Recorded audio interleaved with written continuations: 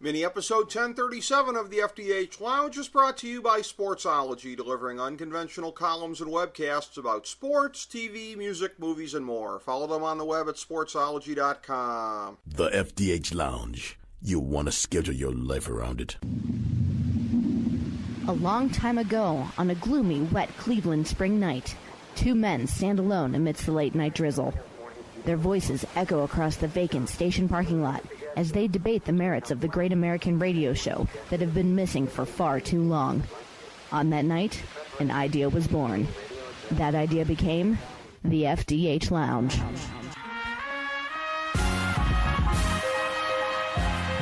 Welcome to the FDH Lounge. Welcome to FDH Lounge mini episode 1037. I'm FDH managing partner Rick Morris here with our Week 3 preview for the 2018 NFL season. There's no way around it. Last week was a dumpster fire, 4-10-2 without any wins in the Big 3 or a lock. So it's 13-16-3 overall, 2-4 on the Big 3 and 1-1 on the lock through 2 weeks. Onward and upward.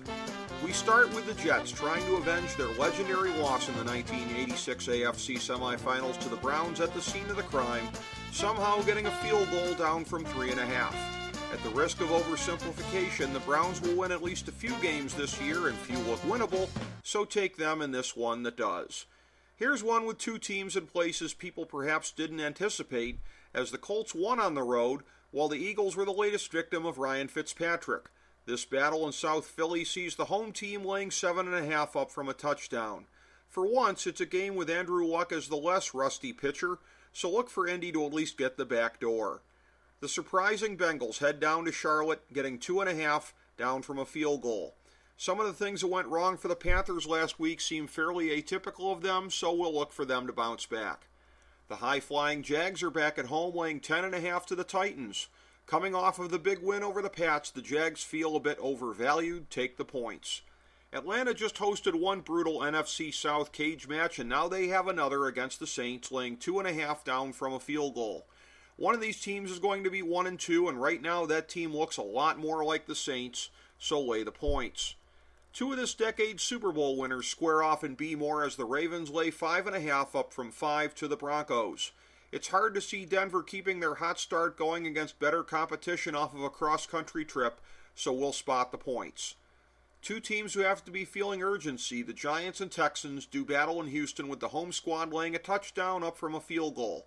These 0-2 teams are hardly on the same footing, so we'll be on the undervalued Texans even with the line move.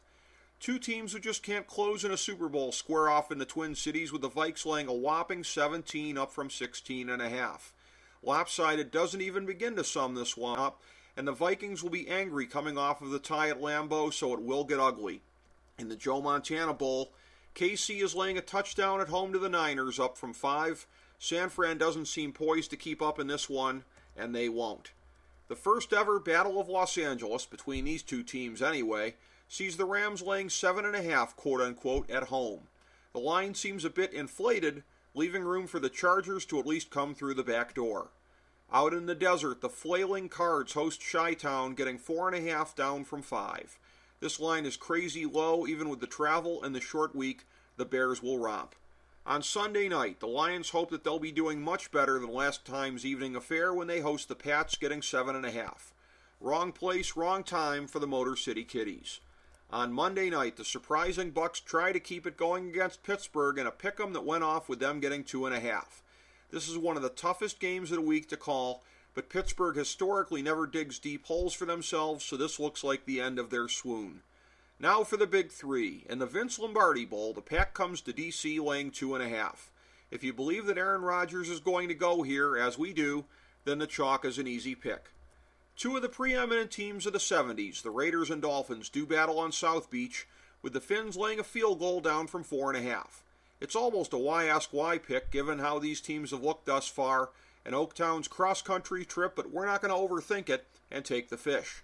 And now for the 1,000-star gold-plated lock of the millennium for Week 3, two of last week's teams who played in primetime square off in the Pacific Northwest in a pick'em that started with Seattle laying a field goal. Not laying any points for the Seahawks in this bounce-back spot truly is a lock. Thank you for joining us for this mini episode of the FDH Lounge. As we bring the show to a close, we would like to extend our deepest gratitude to NBC, CBS, ABC, Fox, all Clear Channel affiliates, TNT, TBS, USA, UPN, Deadspin.com, YouTube.com, YTMND.com, MySpace.com, various blogs, Fox News, CNN, CNBC, MSNBC, IamBoard.com, Billboard.com, Google.com, ESPN, ESPN2, ESPN News, ESPN Classic, NBA TV, NFL Network, Sports Time Ohio, Athlon Magazine, Comedy Central, Cartoon Network, The Boomerang Channel, QVC, BET, The Spice Channel, Steno Notebooks, Manwich, Papermate Office Supplies, waitresses, strippers, bartenders, garbage men, janitors, microwave popcorn, the writers of The Office, Scrubs, Entourage, My Name is Earl, Oz, Metalocalypse and the Boondocks, Aquafina, and the Periodic Table of Elements.